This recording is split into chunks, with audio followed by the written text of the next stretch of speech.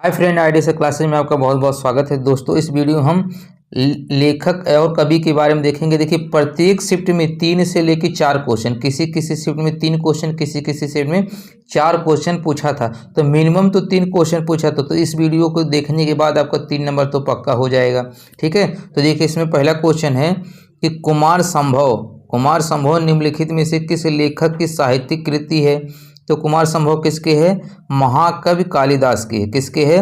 महाकवि कालिदास के। तो कौन सा ऑप्शन सही हो जाएगा? इसका सी वाला सही हो जाएगा। अब यहाँ पर देखिए क्या पूछा था? कुमार संभव। क्या पूछा था? कुमार संभव। इसी तरह इनका और ध्यान रखिएगा, आपको हम एक्स्ट्रा कुछ बता दे रहे हैं, उसको ध्यान रखिएगा। इसका कौन सा ऑप्शन सही होगा? सी वाला सही हो जाएगा। किसका? कुमार संभव का। ठीक है, तो अब देखिए इसमें इनका ही रचना है अभिज्ञान शकुंतलम। क्या है? अभिज्ञान शकुंतलम। अभिज्ञान शकुंतलम। ठीक है, शाकुंतलम।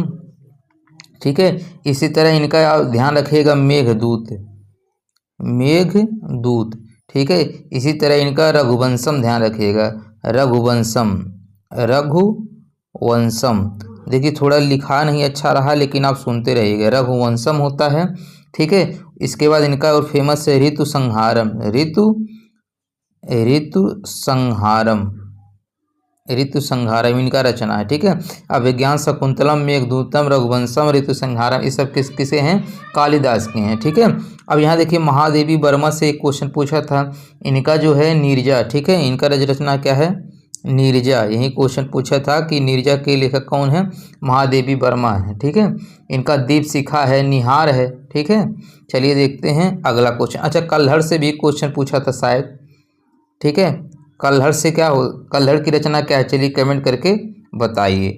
अगला क्वेश्चन है, अगला क्वेश्चन था कि मानसरोवर किसकी रचनाओं का संकलन है। तो मानसरोवर किसकी रचनाओं का संकलन है? देखिए भैया ये क्वेश्चन आपको पूछे हैं ना, कल्हड़ द्वारा कौन सा है? इनके द्वारा। देखिए कल्हड़ द्वारा बहुत फेमस है राजतरंगिणी। ठीक है, इसमें कश्मीर के इतिहास से संबंधित है एक कल्हड़ द्वारा। ठीक है, कल्हड़ द्वारा इनका है, ये है राजत राजत राजत राजत रंगिनी। ठीक है, राजत रंगिनी।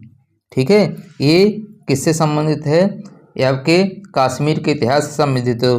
कल्हड़ द्वारा राजत रंगिनी, इसको जरूर याद कर लीजिएगा, क्वेश्चन कई बार पूछता है। देखिए इसमें है कि मानसरोवर किसकी रचनाओं का संकलन है। तो मानसरोवर किसकी रचनाओं का संकलन है? चलिए बताइए। प्रेमचंद की। किसके है? प्रेमचंद की। ठीक है, किसका है? ये प्रेमचंद की रचनाओं का संकलन है। तो प्रेमचंद से काफ़ी क्वेश्चन पूछा जाता है। इनका जैसे मानसरोवर है, उसी तरह आप ध्यान रखिएगा सेवा सदन। सेवा सदन। सेवा सदन की रचना ध्यान रखिएगा। ठीक है, उसके बाद आप ये जान ही रहे इनका गबन होता है। गबन, गोदान, गबन, गोदान। ठीक है, उसके बाद निर्मला कर्मभूमि। निर्मला निर्मला कर्मभूमि, ये सब इन्हीं की रचना है, काफ़ी इम्पॉर्टेंट है। ठीक है, ये कई बार पूछता है। इसके साथ देखिए रविन्द्रनाथ टैगोर, इनका एक ही ध्यान रखिएगा तो आपका काम चल जाएगा। गीतांजलि। इनका क्या क्या था? एक ही रचना था गीतांजलि, जिसके लिए इन्हें क्या मिला था? गीतांजलि। ठीक है, जिसके लिए इन्हें नोबेल पुरस्कार मिला था। इसका एक ही ध्यान रखेंगे तभी आपका काम चल जाएगा। चलिए देखते हैं अगला क्वेश्चन। अगला क्वेश्चन है, देखिए ये क्वेश्चन काफ़ी इंपॉर्टेंट है। पूछा था कि मीराबाई किसकी शिष्या थी। तो मीराबाई किसकी शिष्या थी? ये संत रैदास है। रैदास कहे या रविदास कहे, एक ही बात है। ठीक है, संत रैदास या रविदास, इन्हीं की शिष्या थी। कौन? मीराबाई। कौन थी? मीराबाई। मीराबाई से भी क्वेश्चन काफ़ी पूछता है। ठीक है, मीराबाई से भी क्वेश्चन काफ़ी पूछता है। तो इनकी रचनाओं के बारे में आप बताइए, कमेंट करके चलिए बताइए इनकी रचनाएं कौन कौन सी हैं। ठीक है, अगर नहीं बता पाए कोई बात नहीं, वीडियो के लास्ट तक देखते रहिएगा। जब मेरा वो जो PDF प्रीवियस ईयर क्वेश्चन वाला है, जब वो आएगा इनके बारे में सब बता दिया जाएगा। अगला क्वेश्चन है, देखिए यही क्वेश्चन आपको बताए थे, पूछा था नीरजा कृति निम्नलिखित में से किसकी है। क्या पूछा था? नीरजा जो है, ठीक है, नीरजा कृति इनमें से किसके है? तो अभी बताए हैं महादेवी वर्मा की। किसके है? महादेवी वर्मा की। कौन? नीरजा। ठीक है, नीरजा कृति किसके है? महादेवी वर्मा की। किसके है? महादेवी वर्मा की। तो कौन सा ऑप्शन सही हो जाएगा? इसका बी हो जाएगा। उसके बाद देखिए चंद बरदाई, चंद बरदाई इनके बारे में ज़रूर पूछता है, इनके बारे में भी अभी क्वेश्चन देखेंगे। चलिए इनके बारे में अगर जान रहे हैं तो कमेंट करके बताइए कि इनकी कौन कौन रचना है। सुमित्रानंद का भी पूछता है, तुलसीदास का भी पूछता है, जितने हैं सब पूछता है। अभी आगे क्वेश्चन आपको सब मिल जाएंगे। अगला क्वेश्चन है कि पंचवटी निम्नलिखित में से किसकी रचना है। तो किसकी रचना है पंचवटी, किसकी रचना है? देखिए पंचवटी किसकी रचना है, कमेंट करके बताइए। मैथिली शरण गुप्त का है। किसका है? मैथिली शरण गुप्त का। प्रेमचंद की रचना के बारे में पढ़ ही चुके हैं, काफ़ी इंपॉर्टेंट है। देखिए मैथिली शरण गुप्त की रचना और कौन सा है इनका? भारत भारती, ध्यान रखिएगा। पंचवटी के साथ भारत भारती, ये काफ़ी इंपॉर्टेंट है। भारत भारत भारती ये कई बार पूछा है, ठीक है। इनका जयद्रथ बद्र है, ठीक है, जयद्रथ बद्र भी कई बार पूछा हुआ है, इसको भी ध्यान रखिएगा। चलिए देखते हैं अगला क्वेश्चन। इसी तरह देखिए सुमित्रानंद पंत का, इनका भी फेमस रचना है, आपको ध्यान रखना है। सुमित्रानंद पंत का देखिए इनका तो एक चिदम्बरा तो जरूर याद रखिएगा। इनका क्या है? एक चिदम्बरा, ठीक है, इसको जरूर ध्यान रखिएगा। काला और बूढ़ा चाँद, ठीक है, काला काला और बूढ़ा चाँद, काला और बूढ़ा चाँद इनका ध्यान रखिएगा, ठीक है। चलिए देखते हैं अगला क्वेश्चन। ये सब देखिए सुमित्रानंद पंत जितनी कवि हैं, अभी जब पीडीएफ वो वाला लिए प्रीवियस ईयर उसमें आपको डिटेल भी बताए हैं, तो लास्ट तक वीडियो को जरूर देखिएगा। एक क्वेश्चन तो आपको आसानी से कर लेंगे। गोदान निम्नलिखित में से किस प्रसिद्ध लेखक द्वारा लिखा गया उपन्यास है? तो अभी आपको बताए हैं गोदान किसकी रचना है। ये देखिए पता नहीं कौन जयशंकर प्रसाद मार दी, इतना आसान क्वेश्चन है। ये मुंशी प्रेमचंद का, चाहे गबन कहे चाहे गोदान कहे, ठीक है, ये किसकी होती है? प्रेमचंद का रचना है। किसकी रचना है? प्रेमचंद का रचना है। किसकी रचना है? प्रेमचंद की रचना है। किसकी है? प्रेमचंद की रचना है। चलिए देखते हैं अगला क्वेश्चन। अगला क्वेश्चन है देखिए रामायण, रामायण के रचयिता के कौन है? वाल्मीकि है। देखिए रामचरितमानस कहेगा, ध्यान दीजिएगा, रामचरितमानस अगर कहेगा तो तुलसीदास हैं, लेकिन रामायण कहेगा तो क्या है? वाल्मीकि हैं। कौन है? वाल्मीकि हैं। तो इसको जरूर ध्यान रखिएगा। वात्सायन से बहुत क्वेश्चन पूछता है कि वात्सायन इनकी एक ही रचना है कामसूत्र, ठीक है, एक नहीं कई है लेकिन पूछा एक ही जाता है कामसूत्र, ठीक है। बाणभट्ट से भी क्वेश्चन पूछा जाता है, ठीक है। तो बाणभट्ट का कौन सी रचना है, कमेंट करके बताइए। चलिए बाणभट्ट का क्या है, कमेंट करके आपको बताना है, ठीक है। अभी देखिए चंद्रप्रदाय का पूछे तो क्या होता है? पृथ्वीराज रासो होता है। अगला क्वेश्चन है देखिए सूरसागर कृति के कवि निम्नलिखित में से कौन है? तो सूरसागर में सूर लगा है तो सूरदास हो जाएंगे, ठीक है। कौन हो जाएंगे? सूरदास हो जाएंगे। तो कौन सा ऑप्शन सही हो जाएगा? इसका एक ही पहला वाला सही हो जाएगा, ठीक है। इनका एक सूरसागर का सूरदास का क्या होता है?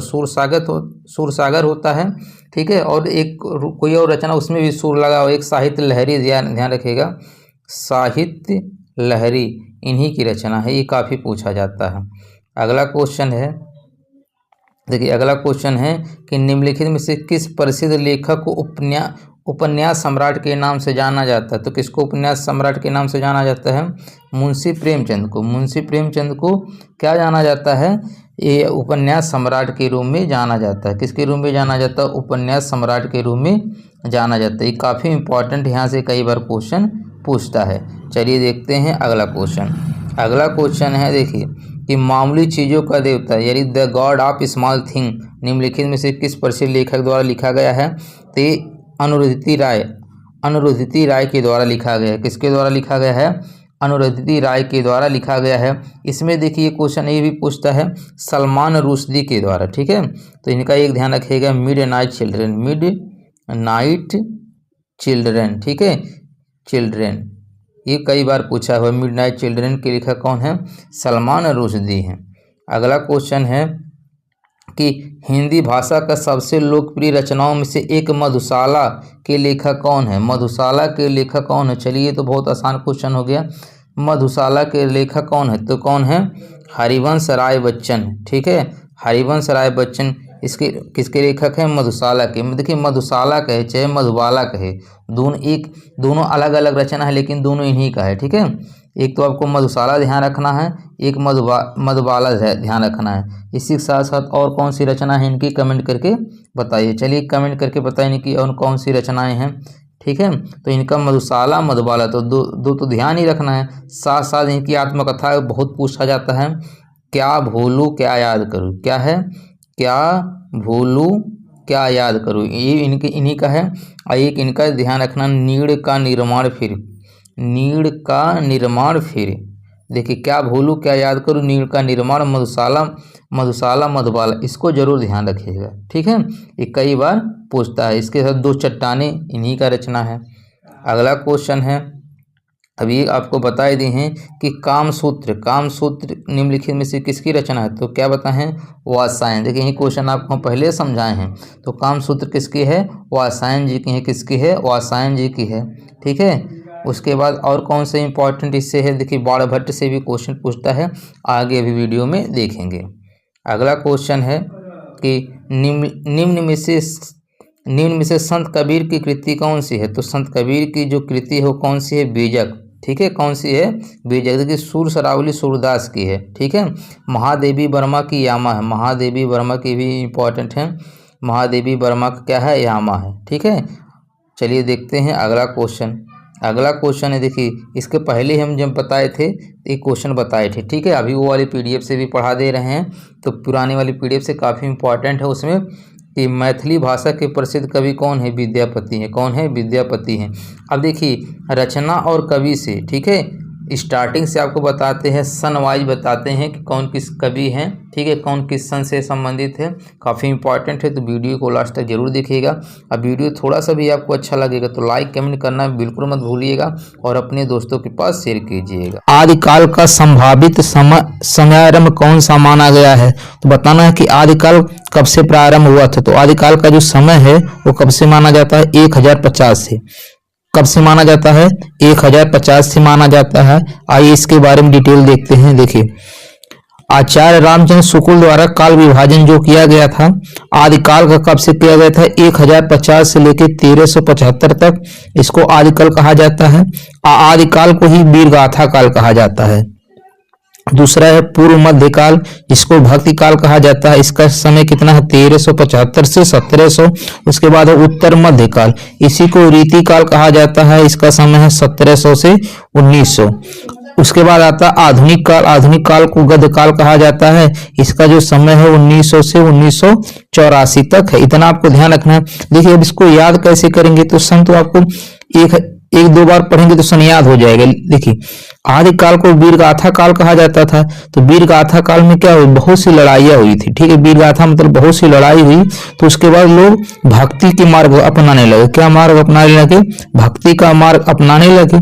उसके बाद रीति काल आता है। फिर जो आधुनिक चल रहा है इसमें गद्य काल की बात कही गई है। चलिए देखते हैं अगला क्वेश्चन। पूर्व मध्यकाल का समय कौन सा माना जाता है, अभी बताएं पूर्व मध्यकाल का समय कौन सा है, तो 1375 से 1700, ठीक है। 1375 से 1700 क्या हो जाएगा, पूर्व मध्यकाल हो जाएगा।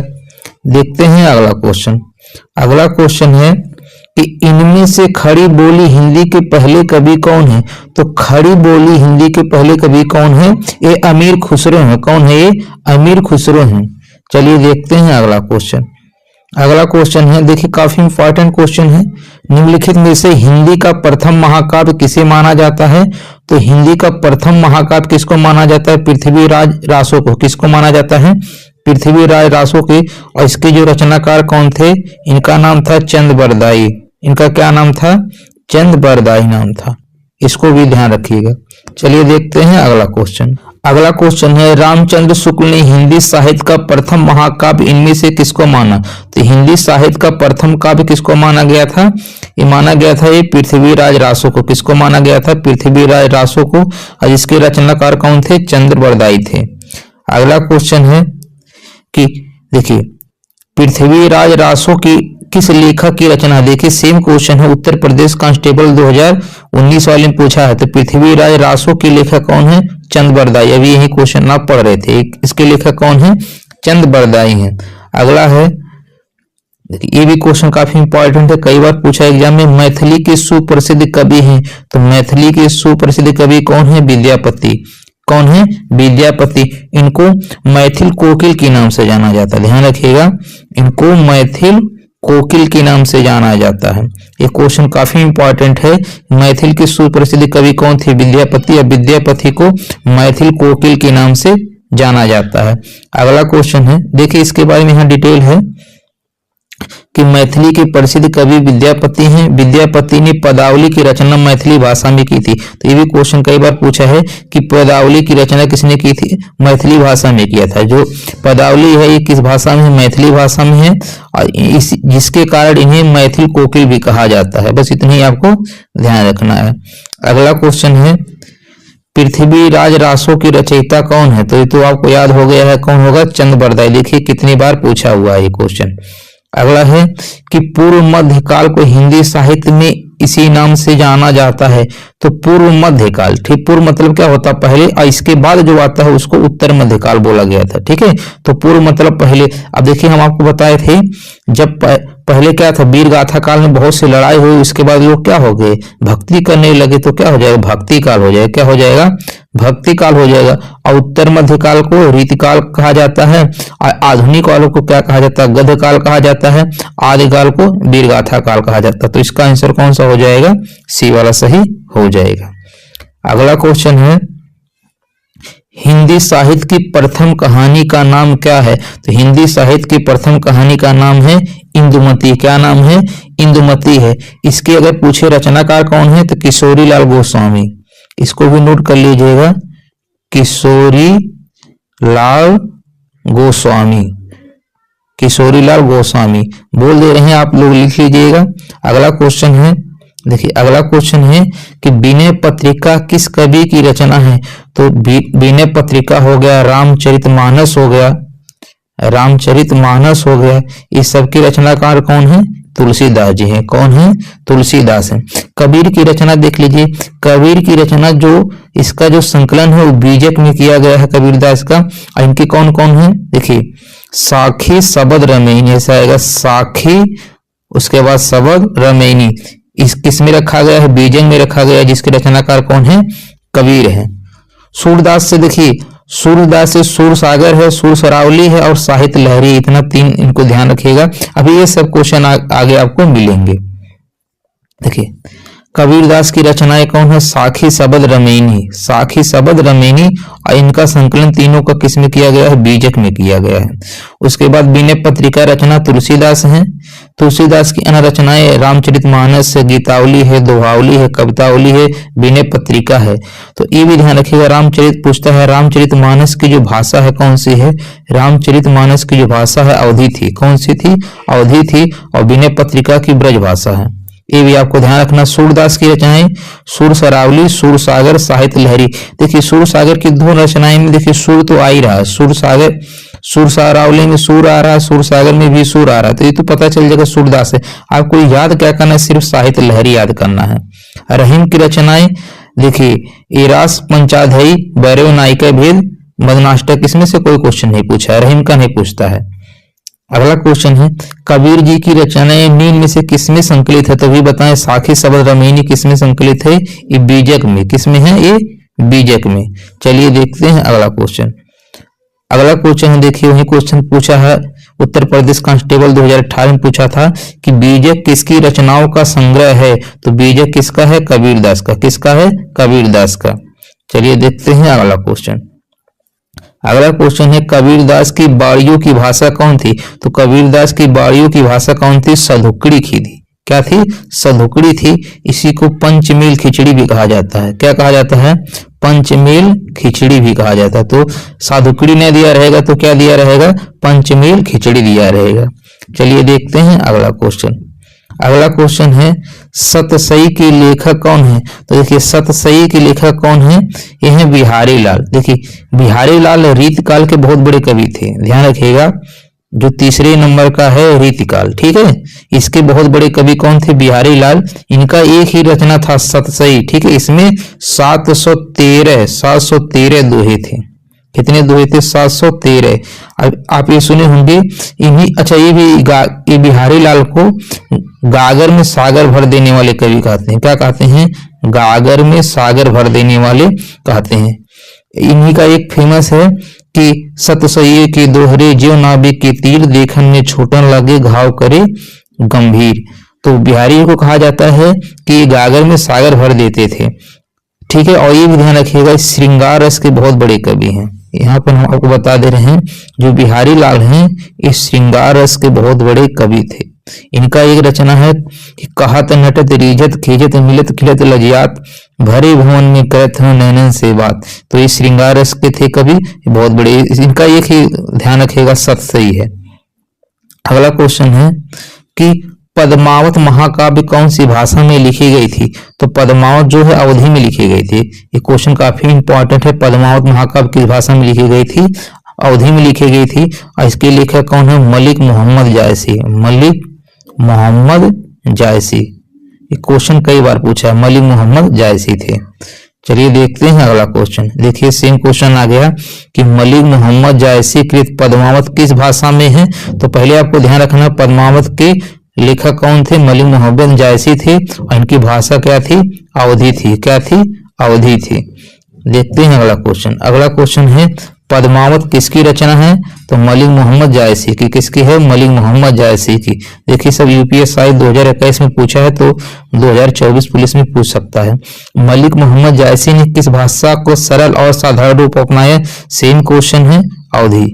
किसको अपनाया था? अवधी अपनाया था। अगला क्वेश्चन है कि तुलसीदास जी द्वारा रचित प्रसिद्ध महाकाव्य का नाम क्या है? तो क्या है? रामचरितमानस। क्या है? रामचरितमानस। और ये पूछेगा किस भाषा में? ये भी अवधी में था। किस में था? ये भी अवधी में भाषा में था। चलिए देखते हैं अगला क्वेश्चन।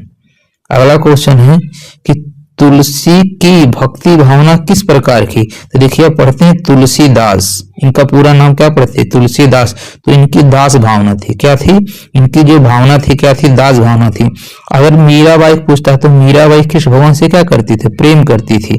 तो मीराबाई का क्या हो जाएगा? प्रेम भाव। देखिए मीराबाई का पूछे कौन सा भाव का, तो मीराबाई क्या करती थी? कृष्ण भगवान से प्रेम करती थी। इनका प्रेम हो जाएगा। ठीक है। सखा भाव, सखा भाव सूरदास। ठीक है। स से सूर, स से सखा हो जाएगा। ठीक है। स से सूर, स से सखा। तो सूरदास का जो भाव था वो क्या था? सखा भाव था। क्या भाव था? सखा भाव था। चलिए देखते हैं अगला क्वेश्चन कि निम्नलिखित में से तुलसीदास की रचना कौन सी है? तो इसमें से तुलसीदास की रचना कौन सी है? तो तुलसीदास की रचना कौन है? विनय पत्रिका। तुलसीदास की रचना कौन है? विनय पत्रिका। साहित्य लहरी किसकी है? ये सूरदास की है। किसकी है? सूरदास की। चलिए देखते हैं अगला क्वेश्चन। अगला क्वेश्चन है, देखिए ये क्वेश्चन कई बार पूछा है, रामचरितमानस में सोपानों यानी कांडों की संख्या है। तो रामचरितमानस में कितने कांड है? 7 कांड है। कितने कांड है? 7। आपको दोस्तों कमेंट करके बताना है। देखिए ये क्वेश्चन पूछा गया है एग्जाम में यूपी ट्रिपल द्वारा कि सबसे बड़ा कांड कौन सा है? सबसे बड़ा कांड कौन सा है? सबसे छोटा कांड कौन सा? 7 कांड है, तो 7 में से सबसे बड़ा कौन है? सबसे छोटा कौन है? चलिए देखते हैं अगला क्वेश्चन। अगला है, देखिए पूछेगा रसिक प्रिया किसकी प्रसिद्ध रचना है? तो देखिए रसिक प्रिया, रसिक प्रिया में देखिए क्या नाम आ रहा? प्रिया, प्रिया नाम की एक लड़की है। ठीक है, ऐसे याद करिए। प्रिया नाम की एक लड़की है जिसके बाल बहुत अच्छे हैं। तो बाल को क्या बोलते हैं? केस बोलते हैं। प्रिया नाम की एक लड़की है जिसके बाल बहुत अच्छे हैं। अब बाल को हम जानते हैं क्या बोलते हैं? केस। तो केस से क्या हो जाएगा? केशव हो जाएगा। तो रसिक प्रिया का रचनाकार कौन हो जाएंगे? केशव हो जाएंगे। और देखिए जैसे रसिक प्रिया पूछता है उसी प्रकार आपको कवि प्रिया, एक है कवि प्रिया, कवि प्रिया के भी रचनाकार कौन हो जाएंगे? केशव हो जाएंगे। तो रसिक प्रिया चाहे पूछे चाहे कवि प्रिया पूछे, दोनों के कौन हो जाएंगे? केशव हो जाएंगे।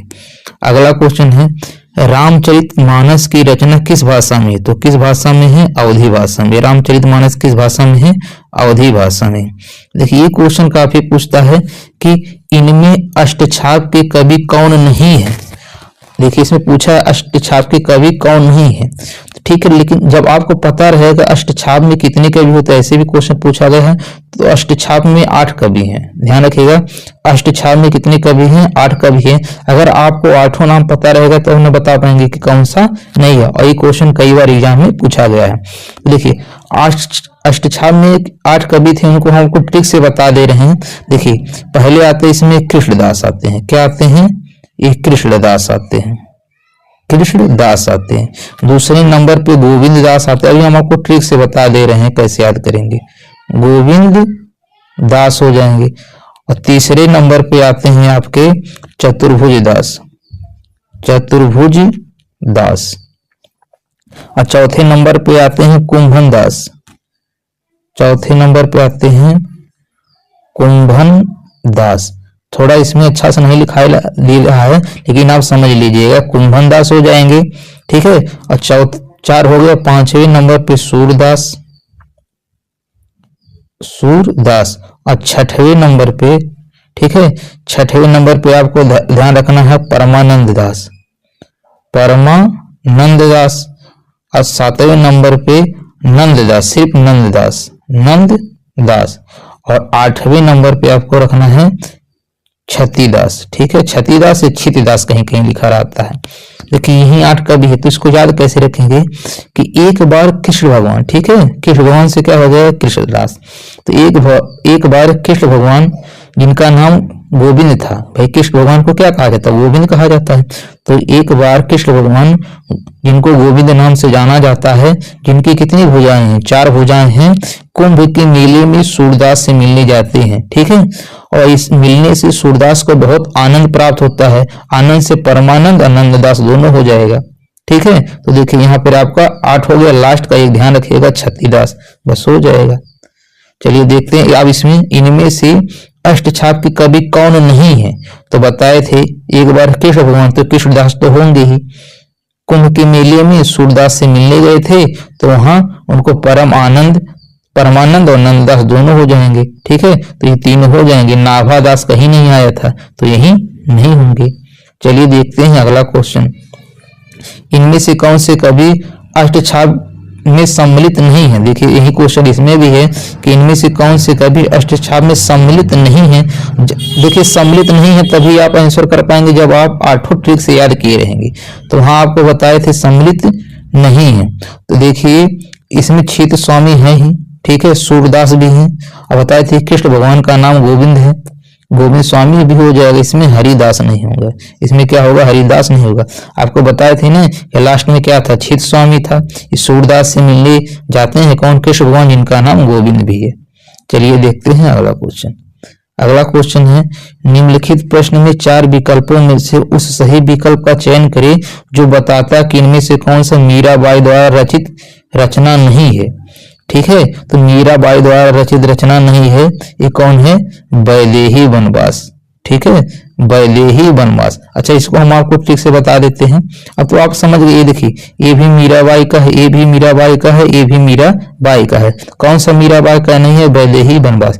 इसके बारे में आपको ट्रिक बता दे रहे हैं। देखिए वैदेही किसको कहा जाता है, सीता जी को कहा जाता है। किसको कहा जाता है, सीता जी। और सीता जी कहाँ गई थी, वनवास गई थी। अब देखिए सीता जी वनवास कहाँ से गई थी, अयोध्या से गई थी। इतना तो आपको पता ही होगा कि सीता जी वनवास कहाँ से गई थी, अयोध्या से गई थी। तो वैदेही वनवास जब आएगा तो इसकी रचना कौन हो जाएंगे, इनके नाम में क्या आएगा, अयोध्या आएगा। क्या नाम आएगा, अयोध्या आएगा। तो इनका क्या नाम है, इनकी रचनाकार का क्या नाम हो जाएगा, अयोध्या सिंह उपाध्याय, जिनको हरिऔध के नाम से जाना जाता है। ठीक है, देखिए इनका पूरा नाम क्या था, अयोध्या सिंह उपाध्याय हरिऔध। तो वैदेही वनवास के रचनाकार कौन हो जाएंगे, अयोध्या सिंह उपाध्याय हो जाएंगे। ठीक है, इन्हीं का देखिए अब इनको ऐसे भी याद कर लीजिए। वैदेही वनवास तो आपको याद हो गया। एक आएगा प्रिय प्रवास। तो सीता जी राम की क्या थी, बहुत प्रिय थी, फिर भी उनके साथ बन गई थी। गमन को क्या बोलते हैं, प्रवास बोलते हैं। तो प्रिय प्रवास भी किसका हो जाएगा, अयोध्या सिंह उपाध्याय का हो जाएगा। अगला क्वेश्चन है कि इनमें से कौन सी कृति कवि सूरदास की नहीं है। तो सूरदास में बताए थे सूर सागर तो अभी करेगा, सूरदास में सूर है तो सूर सागर में सूर ये भी होगा, सूर सरावली में भी सूर है ये भी होगा। बताए थे आपको अलग से क्या याद करना है, साहित्य लहरी याद कर लीजिए। यानी ये तीनों है तो कौन सा नहीं होगा, सुंदर विलास नहीं है। कौन सा नहीं है, सुंदर विलास। तो सुंदर विलास के रचनाकार कौन है, देखिए इनके नाम में ही सुंदर लगा है, तो बस आपको सुंदर के बाद दास लगा देना है। यानी सुंदर विलास के रचनाकार कौन हो जाएंगे, सुंदर दास हो जाएंगे। अगला है कि सूर सागर के रचनाकार कौन हो जाएंगे, सूरदास हो जाएंगे। कौन हो जाएंगे, सूरदास हो जाएंगे। ठीक है, चलिए देखते हैं अगला क्वेश्चन।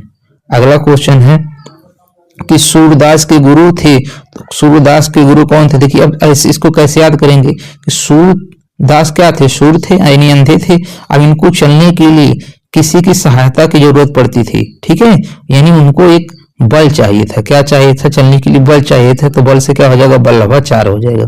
बल से क्या हो जाएगा? बल लवा 4 हो जाएगा। एक दो बार इसको समझेंगे तो आपको जल्दी समझ में आ जाएगा। देखिए ये क्वेश्चन अभी देखिए यूपी पेट में, ठीक है, यूपी पेट 2023 में ही क्वेश्चन पूछा था, तो बहुत लोगों से गलती हुई थी। प्रभु जी तुम चंदन हम पानी, आपके दिमाग में बताइए कौन सा ऑप्शन आ रहा है? प्रभु जी तुम चंदन हम पानी, ये रैदास की रचना। किसकी है? रैदास की। उस समय सब लोग ने तुलसीदास ही मारा था, ठीक है, सब लोग ने तुलसीदास, ज्यादा लोग तुलसीदास ही किए थे, लेकिन इसका आंसर क्या हो जाएगा? रैदास सही हो जाएगा। चलिए देखते हैं अगला क्वेश्चन। सूरदास किसके शिष्य थे? अभी बताए हैं। सूरदास को चलने के लिए किसी के बल की आवश्यकता पड़ती है, तो बल से क्या हो जाएगा? बल लवा 4 हो जाएगा। अगला क्वेश्चन है, बतरस लालच लाल की मुरली धरी लुकाए। अब देखिए श्रृंगार रस है, ये क्या है? अगर पूछे इसमें कौन सा रस है? श्रृंगार रस है। और श्रृंगार रस के सबसे बड़े कवि किसको माना जाता है? बिहारी। बिहारी किस युग के कवि हैं? रीतिकाल। ध्यान रखिए कई बार पूछता है रीतिकाल, ठीक है। इनका एक ही रचना फेमस है, सतसई, जिसमें 713 दोहे हैं। चलिए देखते हैं अगला क्वेश्चन। अगला क्वेश्चन है, हिंदी गद्य का सर्वप्रथम युग किसे माना जाता है? तो हिंदी गद्य का देखिए अब आपका लास्ट सेशन चल रहा है, ठीक है। विभाजन का लास्ट क्या था?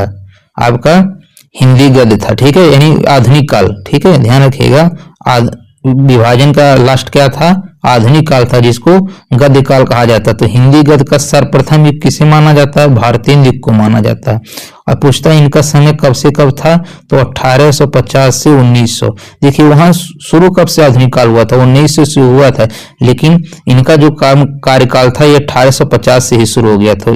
तो मैक्सिमम किताब में यही लिखा है कि 1850 से 1900 माना जाता है, भारतीय युग माना जाता है। तो देखिए अब इसको कैसे याद करेंगे? आधुनिक हिंदी गद्य का प्रथम युग, ठीक है। तो प्रथम युग अब ऐसे देखिए, राम जी के जो भाई थे, ठीक है, राम जी के भाई कौन थे? भरत जी थे, तो भारतीय युग हो जाएगा। इसको ऐसे आप दिमाग में बैठा लीजिएगा। अगला है, निज भाषा उन्नति अहे सम उन्नति को मूल।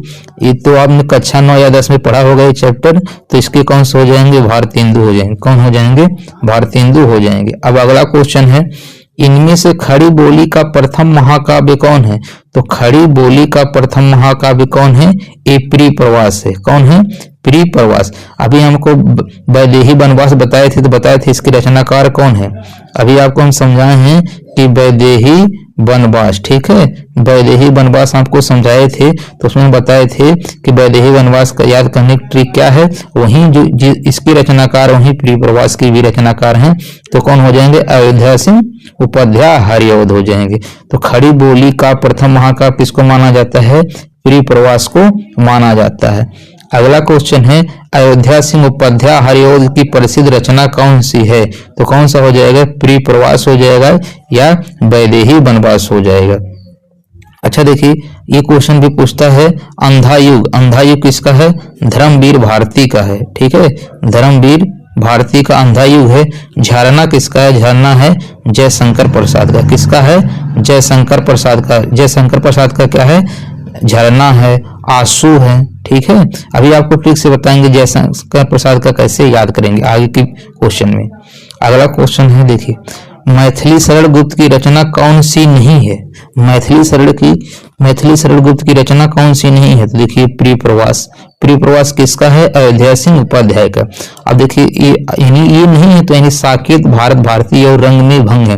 अब देखिए आपको बता रहे हैं, एक ट्रिक याद कर लीजिएगा, इसमें बहुत पूछता जाता है जयद्रथ बध, ठीक है, ये पूछता है जयद्रथ बध के रचनाकार कौन है? मैथिली सरल गुप्त है। तो देखिए जब आपका ये महाभारत की लड़ाई चल रहा था उसी में तो जयद्रथ आता है। तो जयद्रथ को, ठीक है, संकेत दिए थे, आप ऐसे याद कर ले, जयद्रथ को संकेत दिए थे कि तुम भारत में आ जाओ। किस में आ जाओ? भारत में आ जाओ, क्योंकि भारत भारतीयों के लिए है और इसमें कोई रंग में भंग डालने का काम ना करो। तो देखिए इससे हो गया मैथिली सरल गुप्त क्या हो जाएगा? जयद्रथ बध। जयद्रथ बध को क्या कहे थे कि तुम मेरे शरण में आ जाओ। क्या संकेत दिए थे? तुम मेरे शरण में आ जाओ।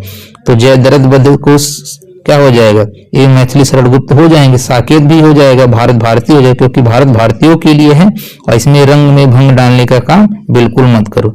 तो इसमें इनका सब रचना आ गया। चलिए देखते हैं अगला क्वेश्चन। देखिए अगला है हिम किरीटनी। हिम किरीटनी, हिम मतलब क्या होता है, बर्फ होता है। अब बर्फ कैसा होता है, ठंडा होता है, ठीक है। तो हिम, हिम क्रीम सुने होंगे ना, हिम क्रीम। और क्रीम क्या होता है, माखन से बनता है, ठीक है। तो हिम किरीटनी आए या हिम तरंगिणी आए, ठीक है, हिम तरंगिणी आए, ठीक है। ये दोनों किसके हैं, माखनलाल चतुर्वेदी के। चाहे हिम किरीटनी आए चाहे हिम तरंगिणी आए, इसके रचनाकार कौन है, माखनलाल चतुर्वेदी हैं। चलिए देखते हैं अगला क्वेश्चन। देखिए आ गया जयद्रथ बद्ध। तो जयद्रथ बद्ध को संकेत दिए थे, तुम क्या आ जाओ, हमारे शरण में आ जाओ। क्या दिए संकेत, हमारे शरण में आ जाओ। तो क्या हो जाएगा, मैथिली शरण गुप्त हो जाएगा। कौन हो जाएंगे, मैथिली शरण गुप्त हो जाएंगे। चलिए देखते हैं अगला क्वेश्चन।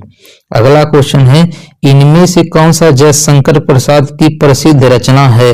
तो जयशंकर प्रसाद की रचना प्रसिद्ध कौन है, कामायनी। इसको ध्यान रखिएगा, जयशंकर प्रसाद की जो फेमस रचना है इनका क्या नाम है, कामायनी है। और नीरजा किसका है, महादेवी वर्मा की पहली रचना थी, ठीक है। ये महादेवी वर्मा की पहली रचना कौन थी, नीरजा। नीरजा का है, नहीं सॉरी, नीरजा नहीं पहली था, नीरजा इन्हीं की रचना पहला नहीं थी, निहार इनका पहला रचना था। ध्यान दीजिएगा, महादेवी वर्मा की पहली रचना कौन था, निहार था। नीरजा भी इन्हीं का है, निहार भी इन्हीं का है। चलिए देखते हैं अगला क्वेश्चन। अगला क्वेश्चन है कि महादेवी वर्मा का प्रथम काव्य, देखिए पूछा है ना, प्रथम काव्य संकलन कौन सा था, तो निहार था। कौन था, निहार। इन्हीं का नीरजा भी है, रश्मि भी इन्हीं का, दीपशिखा भी, ये चारों रचना इन्हीं का है। लेकिन पूछा प्रथम काव्य कौन था, तो निहार था। निहार, नीरजा, रश्मि, दीपशिखा, इसको चारों याद कर लीजिए, इन्हीं का था। अगला है कामायनी किस युग की रचना है। तो कामायनी के लेखक कौन है, जयशंकर प्रसाद है। कौन है, जयशंकर प्रसाद। और जयशंकर प्रसाद किस युग की कवि थे, छायावाद के। किस युग की कवि थे, छायावाद। लेकिन छायावाद के चार का कवि का नाम बता दे रहे हैं, जिसको आपको याद कर लेना है, काफी बार पूछा जाता है। देखिए हम लोग किसकी छाया में रहते हैं, शंकर जी के। हम लोग किसके छाया में रहते हैं, शंकर जी के। तो शंकर से क्या हो जाएगा, जयशंकर प्रसाद। जयशंकर प्रसाद हो जाएंगे नंबर 1, ठीक है। और देखिए शंकर जी क्या करते थे, देखिए किस पर्वत में बैठे रहते थे, न इनका घर था, न द्वार था, न किसी से और लगाव था, ठीक है। तो ये एक प्रकार के निराला आदमी थे। कहा जाता है कि शंकर जी कैसे थे, निराला। तो निराला से क्या हो जाएगा, सूर्यकांत त्रिपाठी निराला। सूर्यकांत त्रिपाठी निराला। देखिए लिखने में आपको न समझ में आए, लेकिन आवाज तो सुनाई दे रहा है, वहां से नोट कर लीजिएगा, सूर्यकांत त्रिपाठी निराला। और तीसरे नंबर पे ध्यान रखना है, शंकर जी की जो पत्नी थी उनको देवी कहा जाता था। तो क्या हो जाएगा, महादेवी वर्मा, ठीक है। और चौथे इनका एक फेमस बैल था जिसको नंदी बोलते थे। क्या बोलते थे, नंदी या नंद बोलते थे। नंद से ध्यान रखिएगा, सुमित्रा नंद पंत। क्या हो जाएगा, सुमित्रा नंद पंत हो जाएगा। तो छायावाद के 4 कवि कौन कौन हो जाएंगे, जयशंकर प्रसाद हो जाएंगे, सूर्यकांत त्रिपाठी निराला, महादेवी वर्मा और सुमित्रानंद पंत। तो कामायनी पूछा, तो कामायनी के लेखक कौन है, जयशंकर प्रसाद। किस युग के कवि हो जाएंगे, छायावाद हो जाएंगे। अगला क्वेश्चन है, देखिए पूछता है कि प्रकृति का सुकुमार कवि। देखिए प्रकृति का सुकुमार कवि किसको कहा जाता है, तो ये सुमित्रानंद पंत को ही कहा जाता है, ठीक है। प्रकृति के सुकुमार कवि किसको कहा जाता है, सुमित्रानंद पंत को कहा जाता है। ये क्वेश्चन पूछता है कि राष्ट्र कवि किसे कहा जाता है। ध्यान दीजिएगा, पूछेगा कि राष्ट्र कवि किसे कहा जाता है, तो मैथिली शरण गुप्त को कहा जाता है, ठीक है। किसको कहा जाता है, ये मैथिली शरण गुप्त को कहा जाता है। देखिए अगर आपको राष्ट्र कवि बनना है तो जो भी आपके पास आए उसको शरण देना चाहिए। तो राष्ट्र कवि बनना है तो शरण देना चाहिए, तो मैथिली शरण गुप्त हो जाएगा। अब प्रकृति का सुकुमार कवि तो क्या हो जाएगा, सुमित्रानंद पंत हो जाएगा। इसको भी देखिए ट्रिक से आपको बता दे रहे हैं, प्रकृति का सुकुमार कवि ऐसे याद कर लीजिए, ट्रिक की जरूरत नहीं, 1-2 बार पढ़ेंगे आपको याद हो जाएगा। चलिए देखते हैं अगला क्वेश्चन। हिंदी साहित्य की लब्ध प्रतिष्ठित कामायनी की रचनाकार कौन है। तो अभी बताएं कामायनी की रचनाकार कौन है, ये जयशंकर प्रसाद। और ये छायावाद युग के कवि हैं, ये भी आपको ध्यान हो गया। अब देखिए आपको इसका रचना और बता दे रहे हैं, जैसे कामायनी हो गया जयशंकर प्रसाद। अब शंकर की पत्नी पार्वती थी, जब इनको छोड़ के जहाँ गई थी, ठीक है। जब ऐसे आपको याद करना है, ठीक है, कि शंकर जी की पत्नी जब पार्वती इनको छोड़ के गई तो उनसे ये कामना कर रहे थे, उनसे क्या कर रहे थे, कामना कर रहे थे कि पार्वती जी रुक जाओ। तो नहीं रुकी थी तो कामायनी से क्या हो जाएगा, कामना से क्या हो जाएगा, कामायनी हो जाएगी। लेकिन जब ये चली गई तो इनके आंखों में आंसू आ गए थे। क्या हो आ गए थे, आंसू आ गए, इनकी आंखों में क्या आ गए थे, आंसू आ गए थे। और वो आंसू लहर बन के निकल रहे थे और झरना बन के निकल रहे थे। ठीक है, तो देखिए यहाँ से जयशंकर प्रसाद कामना कर रहे तो कामायनी हो जाएगा, फिर आंसू निकल रहे थे, आंसू हो जाएगा, लहर हो जाएगा, झरना हो जाएगा। और इनको कहाँ, देखिए कानन मतलब क्या होता है, कानन मतलब होता है जंगल, तो इन्हें जंगल में खोजे थे। और कुसुम मतलब फूलों से तुलना की थी, तो कानन कुसुम भी किसका हो जाएगा, जयशंकर प्रसाद का हो जाएगा। तो कामायनी, आंसू, लहर, झरना और कानन कुसुम, इनको जरूर ध्यान रखिएगा। चलिए देखते हैं अगला क्वेश्चन कि आधुनिक हिंदी की सबसे सशक्त कवित्रियों में से एक होने का कारण आधुनिक मीरा। आधुनिक मीरा किसको कहा जाता है, महादेवी वर्मा को कहा जाता है। अभी आपको समझाएं किस युग की कवि हैं, छायावाद युग की कवि हैं। किसकी हैं, छायावाद युग की कवि हैं। अगला क्वेश्चन है कि रसीम रथी की रचना रचयिता कौन है। तो रसीम रथी की रचयिता कौन है, रामधारी सिंह दिनकर। ठीक है, कौन है, रामधारी सिंह दिनकर है। अगला क्वेश्चन है आंसू। देखिए आ गया ना आंसू, तो आंसू किसके निकल रहे थे, शंकर जी की। तो क्या हो जाएगा इसका, जयशंकर प्रसाद हो जाएंगे। क्या हो जाएंगे इसके रचनाकार, जयशंकर प्रसाद हो जाएंगे। देखिए जयशंकर प्रसाद हो गए, सुमित्रानंद पंत हो गए और सूर्यकांत त्रिपाठी निराला, ये सब किसके, किस युग के कवि थे, छायावाद। किसके थे, छायावाद। इसी में आपको क्या जोड़ देना है, आपको महादेवी वर्मा को जोड़ देना है। ठीक है, महादेवी वर्मा, ये सब किसके हो जाएंगे, छायावाद युग के कवि हो जाएंगे। अगला क्वेश्चन है कि कौन सी रचना तुलसीदास की नहीं है। तुलसीदास की रचना इसमें से कौन सा नहीं, देखिए गीतावली भी है, दोहावली भी है, रामचरितमानस भी है, तो ये नहीं है यामा। ठीक है, यामा किसका है, महादेवी वर्मा का। ध्यान रखिएगा, यामा के लिए इनको शायद साहित्य का पुरस्कार मिला था, कोई पुरस्कार इसके लिए मिला था, कंफर्म आपको याद नहीं आ रहा है, लेकिन किसी के लिए मिला था। तो यामा ध्यान रखिएगा, महादेवी वर्मा हो जाएगा। देखिए इसको याद कैसे करना है आपको हम ये भी टिक बता दे रहे हैं। देखिए यामा का कौन हो जाएगा, महादेवी वर्मा। तो देखिए यामा में आ रहा है माँ आ रहा, देखिए यामा में माँ आ रहा, वर्मा में माँ आ रहा, तो यामा वर्मा, यामा वर्मा, तो महादेवी क्या हो जाएगा, वर्मा हो जाएगा। अगला क्वेश्चन है कि निम्नलिखित कवियों में से गांधी जी ने किस कवि को राष्ट्र कवि का सम्मान दिया था। ठीक है, तो अभी बताएं राष्ट्र कवि, आपको क्या बताए थे अभी, राष्ट्र कवि आपको बनना है तो आपके पास जो भी आए उसको सरल देना पड़ेगा। तो क्या हो जाएगा, मैथिली सरल गुप्त हो जाएगा। क्या हो जाएगा, मैथिली सरल गुप्त हो जाएगा। राष्ट्र कवि बनना है तो जो भी आपके पास आए उसको सरल देना है। और सुमित्रानंद पंत को क्या कहा जाता है, सुकुमार कवि कहा जाता है। ठीक है, प्रकृति का सुकुमार कवि, प्रकृति का सुकुमार कवि किसको कहा जाता है, सुमित्रानंद पंत को कहा जाता है। अगला क्वेश्चन है कि कौन सी कृति महादेवी वर्मा की है। तो इसमें से महादेवी वर्मा की कौन सी हो जाएगी, निहार। क्या हो जाएगी, निहार। पहले इनका महाकाव्य कौन था, निहार। निहार हो गया, नीरजा हो गया। ठीक है, निहार नीरजा किसका है, महादेवी वर्मा का है। अब देखिए प्री प्रवास, इसके बारे में आपको बता दी है। प्री प्रवास क्या हो जाएगा, अभी बताए थे, प्री प्रवास पूछे चाहे पहले ही वनवास पूछे, तो इसका क्या था, अयोध्या सिंह उपाध्याय। अब देखिए साकेत, ठीक है, साकेत किसका बताए थे, जयद्रथ को संकेत दिए थे। ठीक है, तुम मेरे शरण में आ जाओ, तो क्या हो जाएगा, मैथिली शरण गुप्त हो जाएंगे। कामायनी, कामना कौन कर रहा था, उग जाओ, शंकर जी कर रहे थे, किससे, पार्वती से, तो कामायनी के लेखक कौन हो जाएंगे, शंकर, जयशंकर प्रसाद द्विवेदी। आपको नोटिस से पहले समझा दिए हैं। और देखिए वही क्वेश्चन फिर देखिए उत्तर प्रदेश कांस्टेबल में 2 बार पूछा है, प्रथम पाली द्वितीय पाली दोनों पूछा था। तो कामायनी के लेखक कौन हो जाएंगे, जयशंकर प्रसाद हो जाएंगे। कौन हो जाएंगे, जयशंकर प्रसाद हो जाएंगे। अच्छा देखिए जयशंकर प्रसाद, सुमित्रानंद पंत और सूर्यकांत त्रिपाठी निराला, महादेवी बना, चारों एक साथ दिया है क्योंकि ये चारों क्या हैं, छायावाद युग के कवि थे। चलिए देखते हैं अगला क्वेश्चन। उम्मीद कर रहे हैं आपको बढ़िया से समझ में आ रहा है। 1 से 2 बार वीडियो देख लेंगे तो आपको ज्यादा समझ में आएगा, इसको नोट कर लीजिएगा। दोस्तों फिर भी आपसे रिक्वेस्ट कर रहे हैं कि वीडियो आपको अच्छा लग रहा होगा तो लाइक कमेंट करके फीडबैक जरूर दीजिएगा। दोस्तों नेक्स्ट वीडियो में यूपी 80 द्वारा जितने रचना और लेखक से क्वेश्चन पूछेगा, उसको कंप्लीट करवा देंगे। बस आपको क्या करना, इस वीडियो में कम से कम 50 लाइक कर देना, 50 लाइक जरूर कंप्लीट करवाइएगा। इनमें से मधुशाला के लेखक कौन है? इनमें से मधुशाला के लेखक कौन है? तो मधुशाला के लेखक कौन है? हरिवंश राय बच्चन। कौन है? हरिवंश राय बच्चन। इनके बहुत फेमस ये है।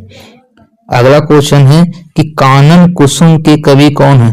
तो बताए थे शंकर जी पार्वती को जंगल जंगल खोजे थे, तो क्या हो जाएगा? कानन कुसुम। क्या हो जाएगा? कानन कुसुम किसका हो जाएगा? ये जयशंकर प्रसाद जी का हो जाएगा।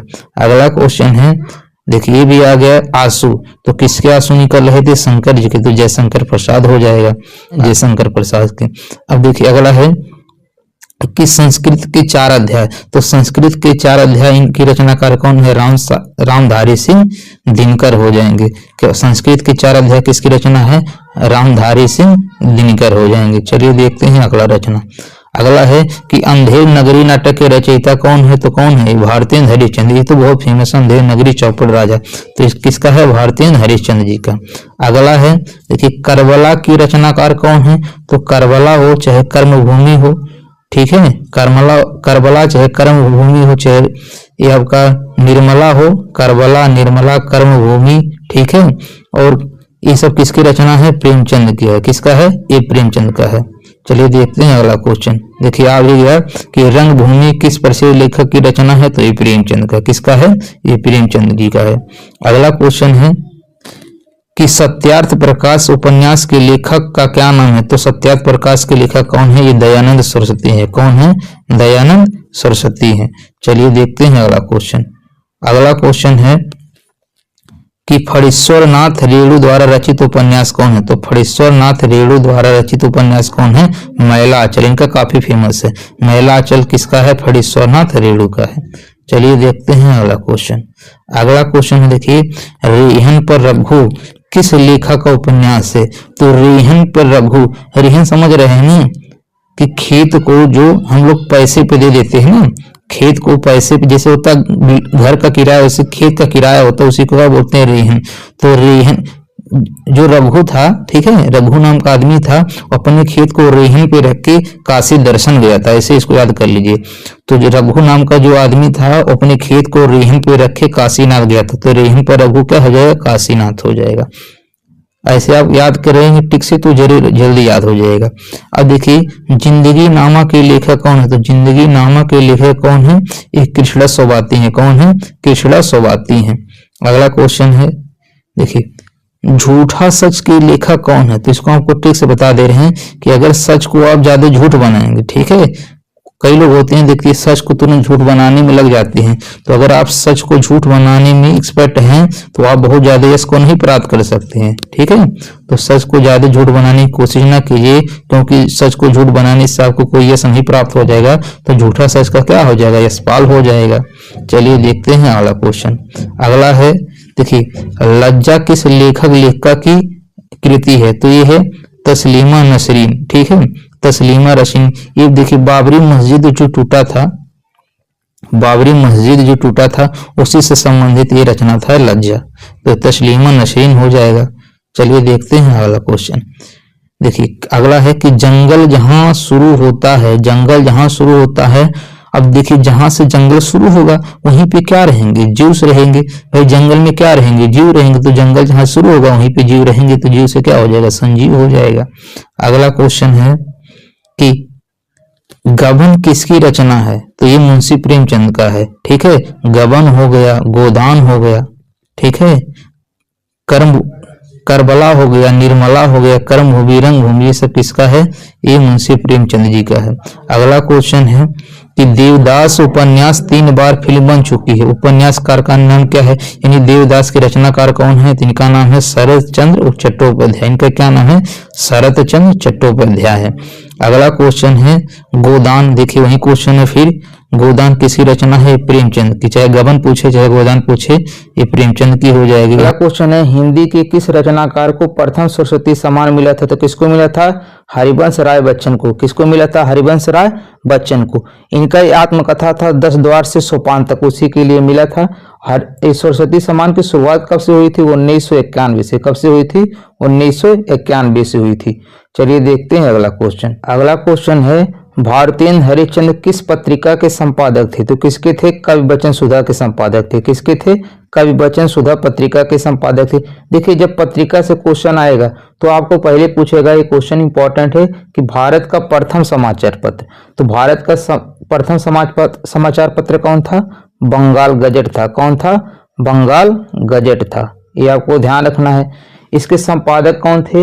इनका नाम था जेम्स अगस्ट हिक्की। इनका क्या नाम था? James August Hickey. क्या नाम था इनका? जेम्स अगस्ट हिक्की नाम था। तो ध्यान रखिएगा कि जो भारत का प्रथम समाचार पत्र था वो कौन था?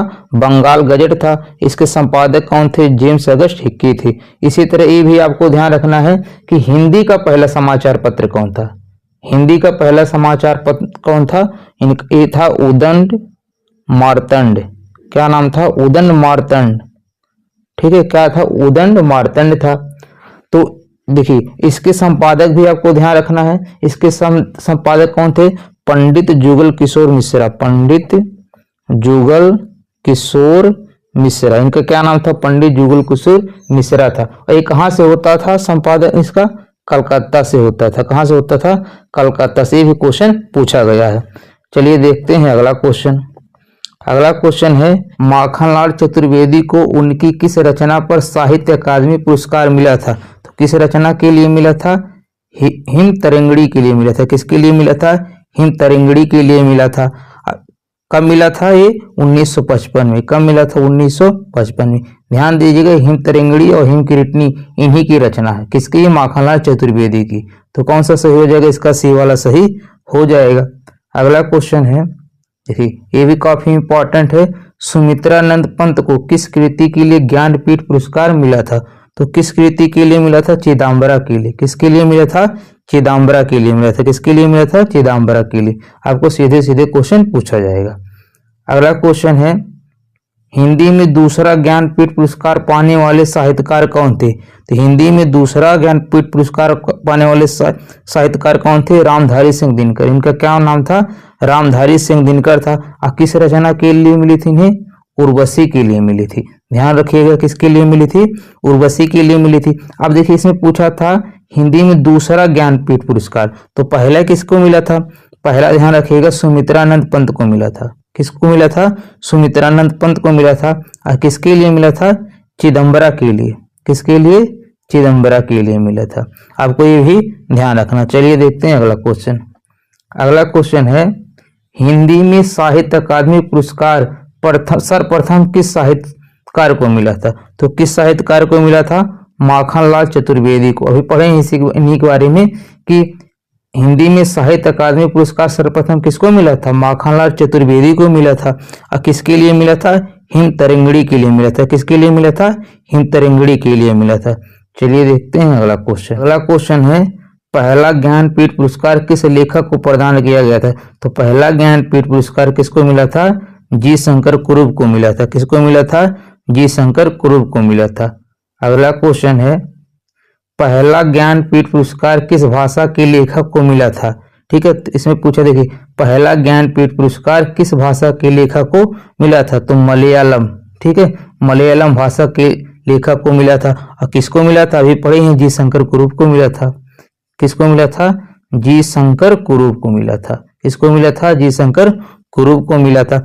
आपको ये भी ध्यान रखना है, 56वां किसको मिला है और 57वां किसको मिला है। ठीक है, तो 56वां किसको मिला है और 57वां किसको मिला है, इसको जरूर ध्यान रखिएगा।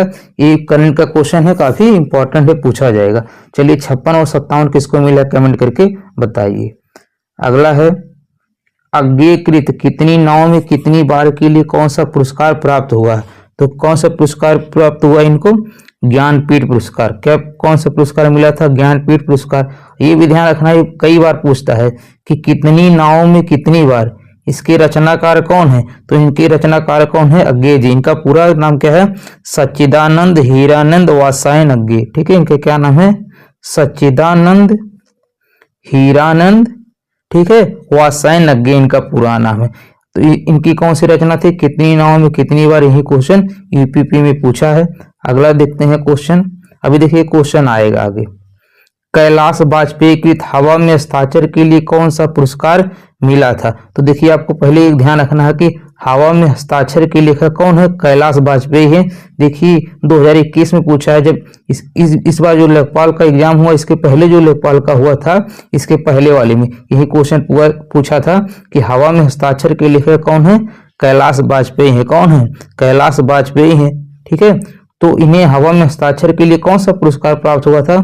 साहित्य अकादमी पुरस्कार प्राप्त हुआ। कौन से प्राप्त हुआ था? साहित्य अकादमी पुरस्कार प्राप्त हुआ था।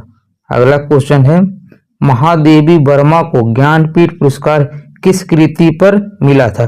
देखिए जब उत्तर प्रदेश कांस्टेबल में जाएंगे तो बहुत ज्यादा हाई लेवल का नहीं पूछता, बहुत आसान क्वेश्चन पूछेगा। तो महादेवी वर्मा को ज्ञानपीठ पुरस्कार किस कृति पर मिला था? तो यामा के लिए मिला था। किसके लिए मिला था? यामा के लिए मिला था। अगला क्वेश्चन है कि आगे जी को किस कृति पर ज्ञानपीठ पुरस्कार मिला था? अभी बताए हैं, सच्चिदानंद हीरानंद वात्स्यायन इनका पूरा नाम था। किसके लिए मिला था? कितनी नाव में कितनी बार, कितनी नाव में कितनी बार के लिए मिला था।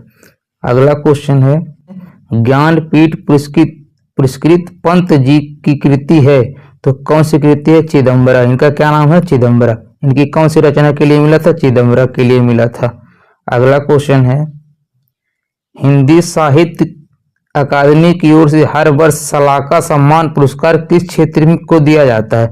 तो किस क्षेत्र को दिया जाता है? हिंदी को नई दिशा प्रदान करने के लिए। किसके लिए मिलता है? हिंदी को नई दिशा प्रदान करने के लिए मिलता है। अगला क्वेश्चन है, देखिए